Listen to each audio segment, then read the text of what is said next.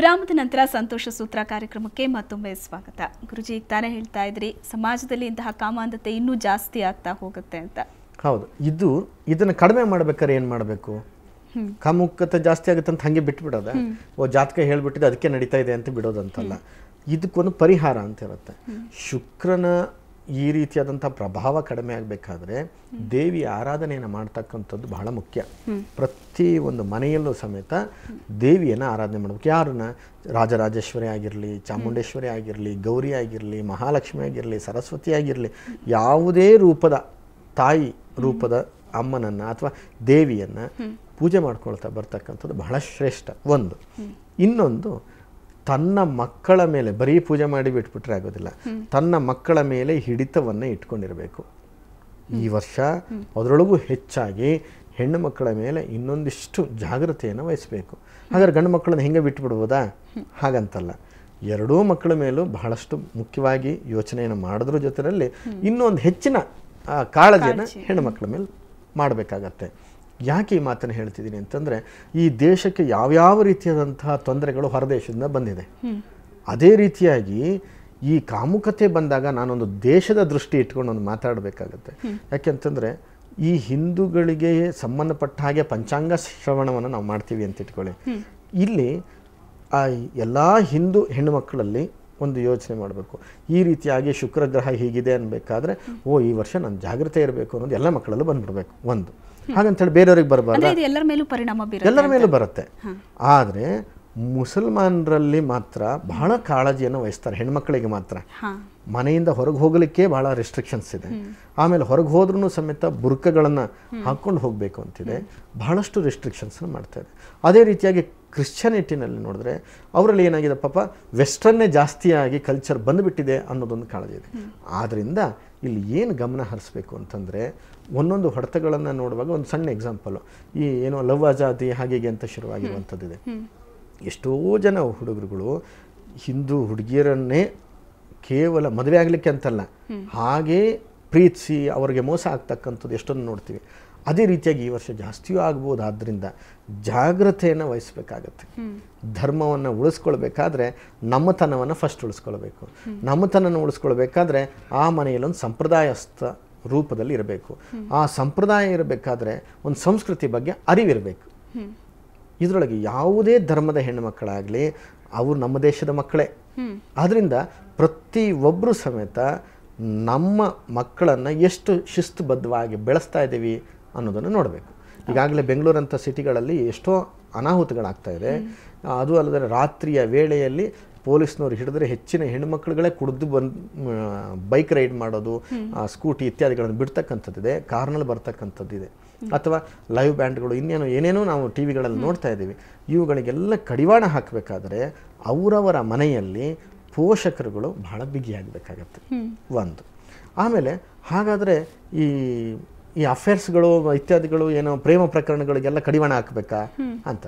ಪ್ರೇಮ ಪ್ರಕರಣಗಳು ಇರೋದು ಈ ಭೂಮಿಯಲ್ಲಿ ಇವತ್ತು ನಿನ್ನೆದಲ್ಲ, ಪುರಾಣ ಕಾಲದಿಂದಲೂ ಇತ್ತು.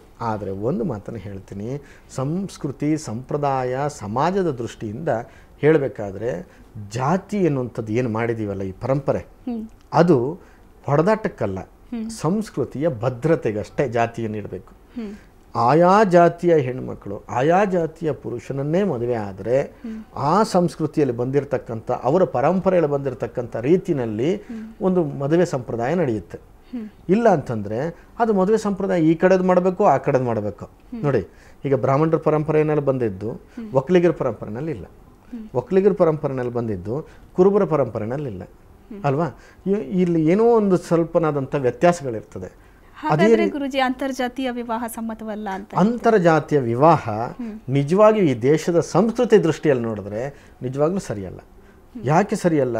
ಅವರವರ ಪರಂಪರೆಯನ್ನು ಮುಂದೆ ತರಬೇಕು ಅಂತಾದರೆ, ಈಗ ಉದಾಹರಣೆಗೆ ದಕ್ಷಿಣ ಕನ್ನಡ ಜಿಲ್ಲೆಯಲ್ಲಿ ಭೂತಾರಾಧನೆಯೇ ಜಾಸ್ತಿ, ದೈವಾರಾಧನೆ ಕಡಿಮೆ. ಈಗ ಇಂತಹ ಮನೆಯಿಂದ ಬಂದಿರತಕ್ಕಂಥ ಹೆಣ್ಣುಮಗಳು ಆ ಭೂತಾರಾಧನೆಯನ್ನು ನಡೆಸ್ಕೊಂಡೇ ಬರಬೇಕು ಅಂತ. ಆಕೆ ಬೇರೆ ಯಾವುದೋ ಒಂದು ಈ ಕಡೆ ಉತ್ತರ ಕರ್ನಾಟಕದ ಹುಡುಗನನ್ನು ಮದುವೆ ಆದ್ಲು ಅಂತಂದರೆ ಭೂತಾರಾಧನೆ ಗೊತ್ತೇ ಆಗೋದಿಲ್ಲ, ಅವರೇ ಮಾಡೋದಿಲ್ಲ ಅಂತಂದಾಗ ನೆಕ್ಸ್ಟ್ ಅವ್ರ ಮಕ್ಕಳಂತೂ ಬಿಟ್ಟೇ ಬಿಡ್ತಾರೆ. ಈ ಕಡೆ ಭೂತಗಳನ್ನು ನೋಡೋದು, ಭೂತ ಅಂತಂದರೆ ದೆವ್ವ ಅಲ್ಲ, ಒಂದು ದೈವಗಳು ಅಂತ ಕರಿತೀವಲ್ಲ, ಈ ಆರಾಧನೆ ಅದೇ ರೀತಿಯಾಗಿ ಈ ಕುರುಬರ ಜನಾಂಗದಲ್ಲಾಗಲಿ ಅಥವಾ ಹಾಲಕ್ಕಿ ಜನಾಂಗದಲ್ಲಾಗಲಿ ಹಕ್ಕಿಪಿಕ್ಕಿ ಆಗಲಿ ಅಥವಾ ಬುಡಕಟ್ಟು ಜನ ಯಾವುದನ್ನೇ ತಗೊಳ್ಳಿ, ಅವ್ರದ್ದೇ ಆದಂತಹ ಒಂದು ಪ್ರಬುದ್ಧವಾದಂಥ ಸಂಪ್ರದಾಯ ಇದೆ. ಆ ಸಂಪ್ರದಾಯನ ಮಾಡಬೇಕಾದ್ರೆ ಅವರವರೇ ಸೇರಿರಬೇಕು, ಆಗ ಮಾತ್ರ ಆಗತ್ತೆ. ಒಂದು ಆರತಿ ಮಾಡೋ ಕ್ರಮ ಹೇಗೆ ಅಂತ ಗೊತ್ತಿಲ್ಲ ಎಷ್ಟೋ ಮಕ್ಕಳಿಗೆ ಇವತ್ತಿನ ದಿವಸದಲ್ಲಿ. ಅದೇ ಇತ್ತೀಚಿನ ಪೀಳಿಗೆ ಅದನ್ನ ಒಪ್ಕೋತಾ ಇಲ್ಲ. ಯಾಕಂದ್ರೆ ಒಬ್ರಿಗೊಬ್ರು ಅರ್ಥ ಮಾಡ್ಕೊಂಡು ನಡೆದ್ರೆ ಸಾಕು, ಅಂತರ್ಜಾತೀಯ ವಿವಾಹ ಆದ್ರೇನು ಯಾವ್ದಾದ್ರೇನು ಅಂತ ಹೇಳ್ತಾರೆ. ಸಂಪ್ರದಾಯದ ಕಡೆ ಹೆಚ್ಚಿನ ಒಲವನ್ನ ತೋರಿಸ್ತಾ ಇಲ್ಲ. ಯಾಕೆಂತಂದ್ರೆ ಮನುಷ್ಯ ಆದ್ರೆ ಸಾಕು ಅನ್ನುವಂಥದ್ದಿದೆ.